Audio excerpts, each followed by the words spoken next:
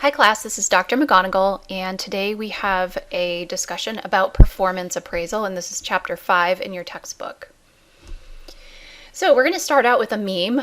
If you remember from last time, I talked about IO Psych memes, which are fun and informative memes, and you can find them on social media. This one says, raise your hand if you are excited about doing performance appraisals, and clearly the guy in the photo is not excited about doing performance appraisal. And this is kind of true for a lot of people. And the reason for that is that performance appraisals can have some flaws. They can have problems with them. And when they do, it can be really frustrating for the person who's receiving the performance appraisal. And it can be frustrating for the manager who's having to give the performance appraisal as well. Here is some more performance appraisal humor. This is a comic called Dilbert, and I have a few of these scattered throughout the presentation today. He said, ASOC, your work has been excellent all year. I'm rating you as poor, so I'll have a paper trail in case I ever need to fire you. And you'll probably feel a little surge of motivation because you got feedback. So just some of the frustrations that people can feel and the cynicism that employees can feel about performance appraisal. Let's talk about performance appraisal in the context of what we have been discussing in previous chapters. So in chapter 3, we discussed job analysis, and that was identifying the tasks and the KSAOs needed for the job. Then we talked about criteria, so particularly how we can choose and measure criteria that represent good performance in a job. So that leads naturally into our discussion today of actually appraising or measuring someone's performance on the job. So how do we take the information that we learned from criteria in our last chapter and apply it to the actual act of performance appraisal? And that's what we'll talk about today. And performance appraisal is used for a number of different reasons. So it can identify people who need training. It can help human resources develop a compensation plan. So who gets compensated or paid what amount in the organization that is tied to performance appraisal. So people who end up doing better on their performance appraisal may be receiving a bonus or a raise, for instance. It can be helpful for placing workers on the job. It can be helpful for identifying workers who need to be let go, and it can be helpful for research purposes as well. The definition of performance appraisal is measurement of employee performance based on pre-established criteria that we talked about in our last chapter, and communication of this information to the employee. Performance appraisal is specific and a subjective method for performance measurement, often conducted by an employee's supervisor. So that supervisor might bring in objective information such as numbers of sales and things like that, but ultimately, typically the actual appraisal itself is a meeting between the employee and the supervisor. And during that meeting, the supervisor talks about that employee's performance, and so that indicates that it's sort of a subjective method overall. Performance appraisal is one piece or component of an overall performance management system. So overall, when we're talking about appraisal, we're talking about something fairly specific within an organization. The meeting that is occurring between the employee and the supervisor, and the actual act of telling him or her how their performance was over the course of whatever the time period was, typically a year. Performance management system is something broader, and that represents sort of an ongoing process of observing behavior, measuring the employee's performance or capturing performance, providing feedback, and setting future goals. So the appraisal is just one piece of that, and you have all of these interconnected pieces that go into a performance management system. So why do we conduct performance appraisals? We have 4 reasons on slide 7. So the first is developmental. And the idea behind these developmental reasons for performance appraisal is that feedback on how someone is performing is needed by employees in order to understand how they're doing and how they maybe can improve, or things that they need to tweak slightly in their performance. Feedback is necessary, like I said, to know how to improve, and it helps employees set goals for future performance. So developmentally, employees desire feedback. They want that feedback, and that can help them do better in the future. The second main reason is administrative, and this has to do with the organization being able to use the information that comes from the performance appraisal to make decisions. So this can enhance the quality of decisions. It provides a rational basis for doing so and can enhance the fairness of those decisions if the performance appraisal is done well. So for example, if there's a limited pool of money that needs to go out to give raises or bonuses in a year, one common way to decide how to allocate that money would be to look at performance ratings. And people who get higher ratings get a larger percentage of that pot of money that might be available.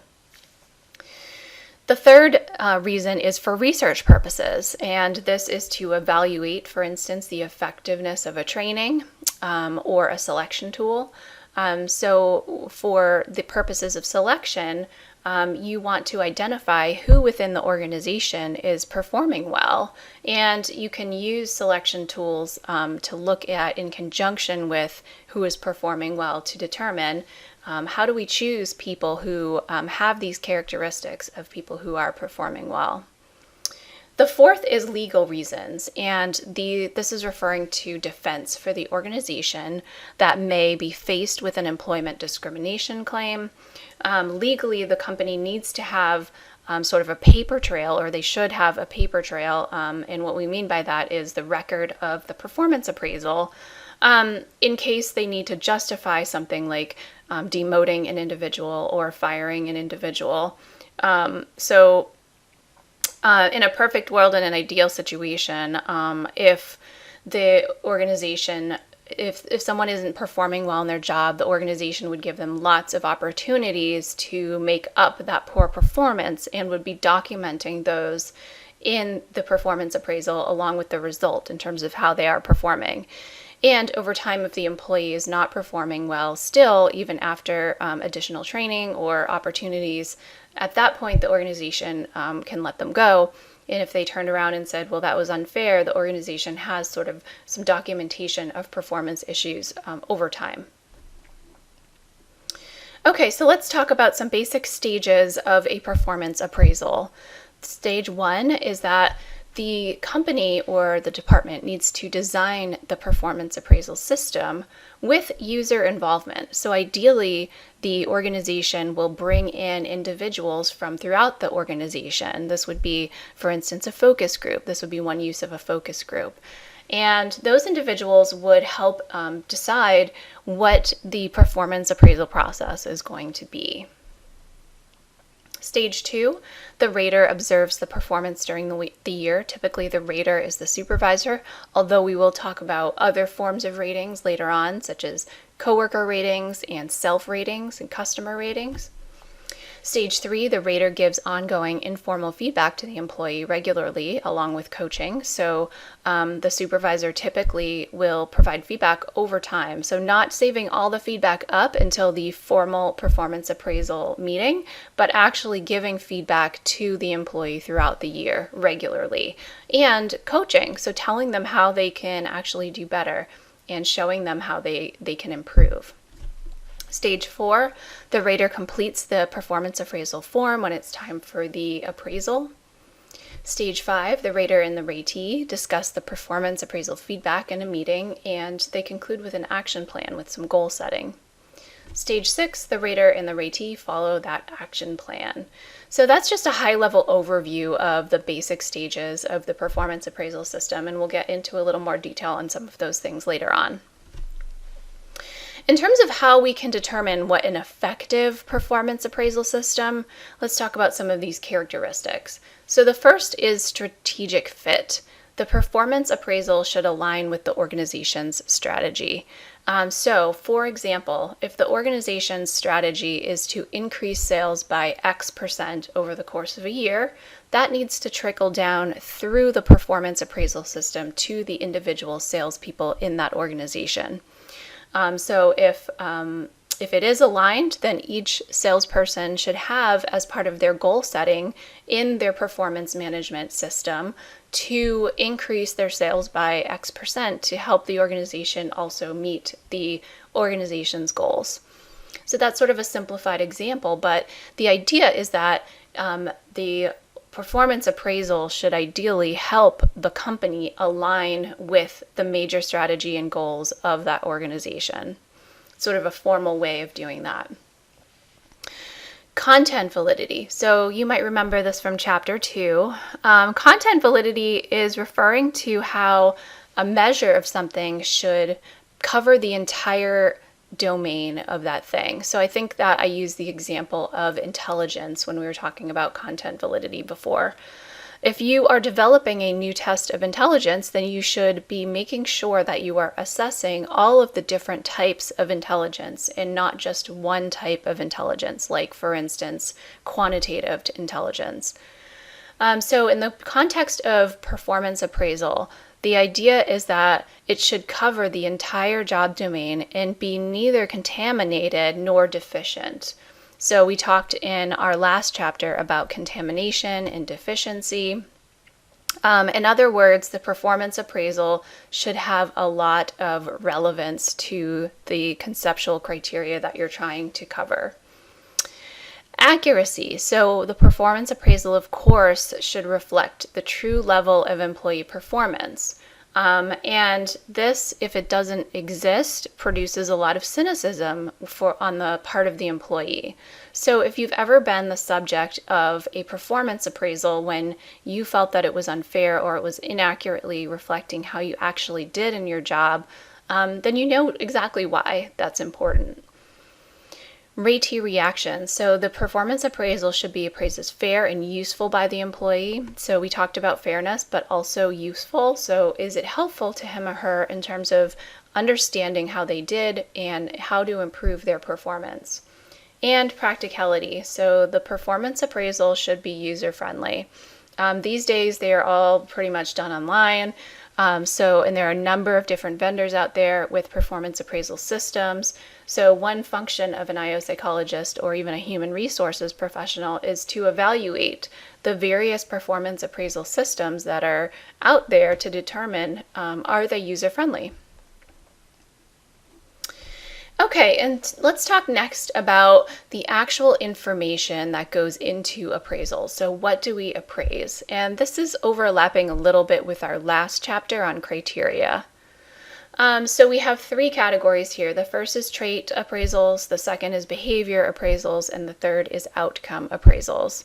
So let's start with trait appraisals, and we will come back to these in just a moment. So trait appraisals are when you rate knowledge, skills, abilities, and other characteristics, KSAOs, as a measure of job performance. So for example, someone who is working on a job and at the end of the year they are assessed on their skill in typing or their ability to do something or their personality. And we like to generally avoid trait appraisals in performance appraisal. Traits have, the word trait kind of implicates that something is enduring or long-lasting. So you may have heard of trait versus state in psychology. Trait is something that's relatively enduring and long-lasting, whereas a state is quick and fleeting. So when you see the word trait, think about it as like someone's personality or their general abilities.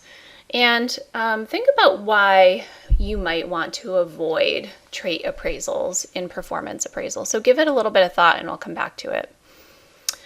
The next is behavior appraisals. And behavior appraisals measure behaviors at work, so actual actions that the employee executes on the job.